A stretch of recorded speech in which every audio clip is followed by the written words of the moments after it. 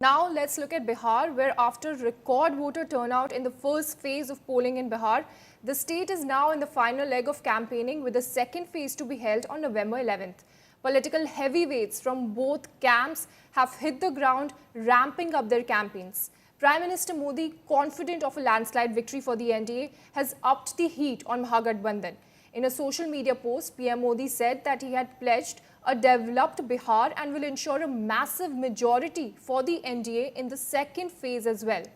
Modi will visit the birthplace of Ma Sita, Sitamarhi and Betaiya later today to address public meetings.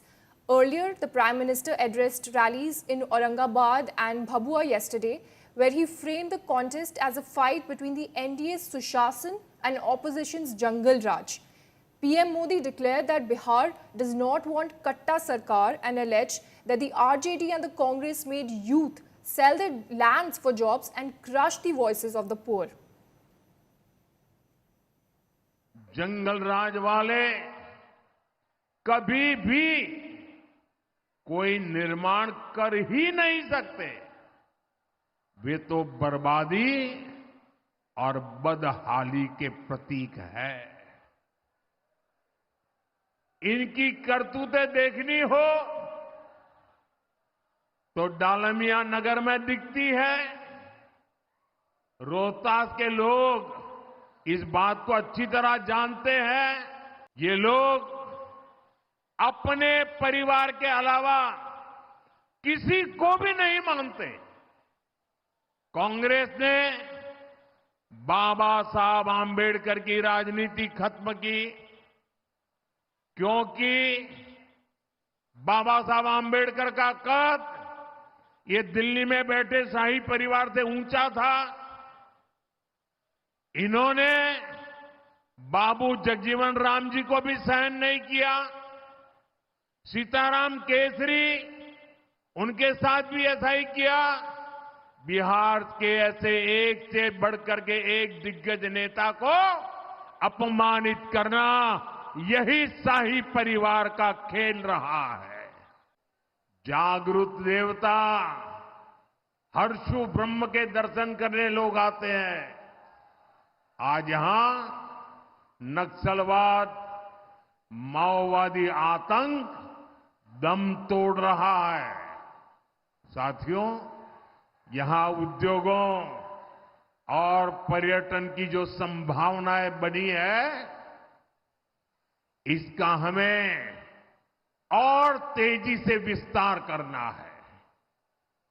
देश विदेश से लोग यहां बिहार में पूंजी लगाने के लिए तैयार है।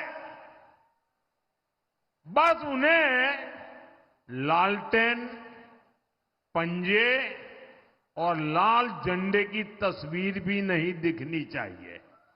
अगर दिख गई तो दरवाजे से ही लौट जाएंगे। इसलिए हमें संकल्प लेना है, हमें बिहार को जंगल राज से दूर रखना है। Earlier in August this year, Home Minister Shah and Bihar CM Nitish Kumar laid foundation stone for Ma Sita Temple in Sitamarhi. In an exclusive conversation with Aaj Tak's Anjana Om Kashyap, Home Minister Shah also spoke about this. Listen in. Hindu मुस्लिम वाला क्या politics भी है, क्योंकि आप सीतामढ़ी में थे, मैं उस रैली में मौजूद थी।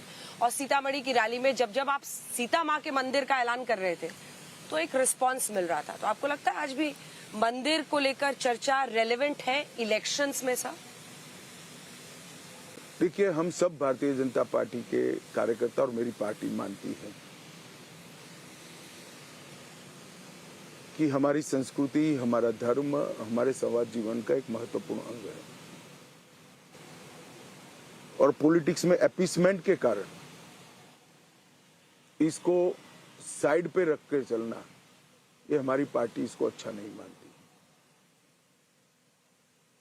सीतामढ़ी में सीता माता का भव्य मंदिर बनना, ये बिहार के जनता की मन की इच्छा है, जिसको पूरा करने का हमने वादा किया है, जिस पर अच्छा रिस्पांस मिल रहा है। मगर आप इसको महज एक चुनावी वादे के रूप में देख रही हो तो वो गलती है। एक ये परिवर्तन है कि सांस्कृतिक राष्ट्रवाद की परिकल्पना को जमीन पर उतारने का, और हम उतार रहे हैं। Home Minister Amit Shah hit the streets of Purnia in Simanchal yesterday, where 7.7% of voter names have been cut in the voter roll revision. At his roadshow in Purnia, speaking exclusively to India Today, Amit Shah assured a Ghuspetiya Mukt Bharat, an India free of infiltrators. Listen in. जब मैं counter terror operations cover करता था तब वो नक्सल मुक्त Bharat impossible लगता था। यहाँ पर नहीं हो सकता नक्सल मुक्त भारत का, लेकिन घुसपैठिया मुक्त भारत क्या आप कर पाएंगे? निश्चित रूप से करेंगे, हमारा वादा है। कैसे हो आपको क्यों बताऊं भाई, मैं कर देंगे। हाँ, आप देखते रहिएगा और रिपोर्ट करते रहिएगा।